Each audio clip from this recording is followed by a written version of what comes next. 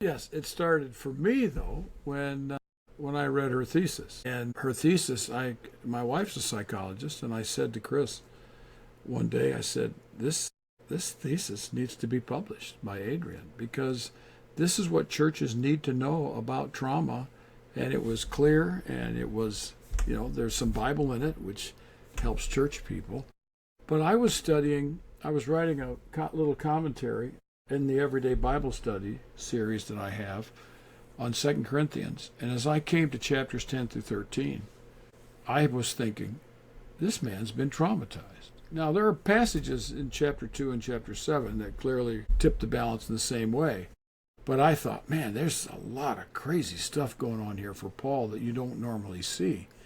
And recently I was on a podcast with Adrian, and I said, the way to look at this is like someone discovered these chapters, like someone discovered Paul's personal journal, that he's talking about himself.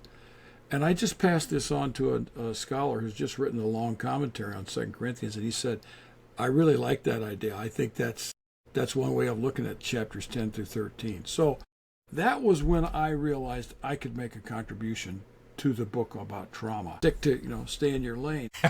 But it was Adrian's thesis stimulated my ability to see things in Paul that I hadn't otherwise seen. And then I was able to work with her, and she was able to work with me, and eventually we got a proposal accepted, and the book is out. So That's fantastic.